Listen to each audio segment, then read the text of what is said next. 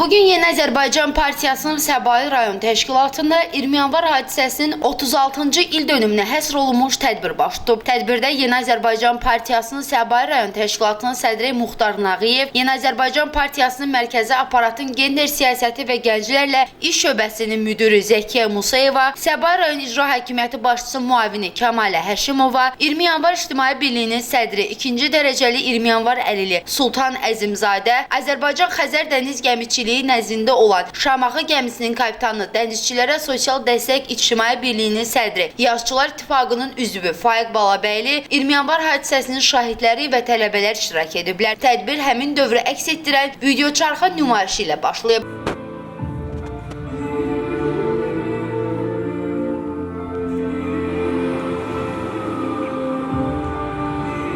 Dönüp qayıtmaq istəyirdi, görücüyə tam çıxır ona. Oğlan maşının qapısını açdı. Daha sonra isə tədbir Ulu Öndər Heydər Əliyevin və şəhidlərin əziz xatirəsinin ruhuna ithaf edən bir dəqiqəlik sükutla yad edilib.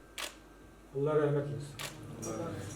Daha sonra Azərbaycan Respublikasının dövlətini səsləndirib.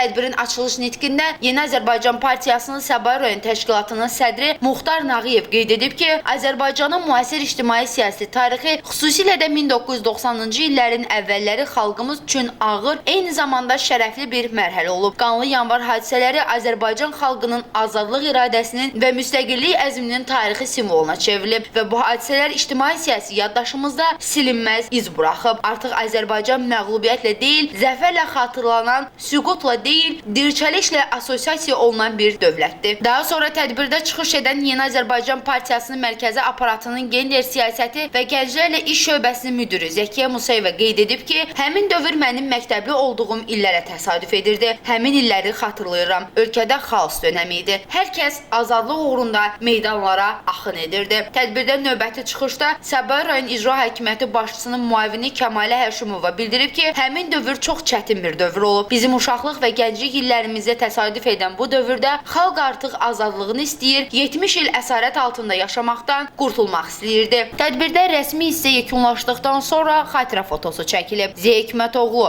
Müqabil Bəbirxanov, Səs TV xəbər.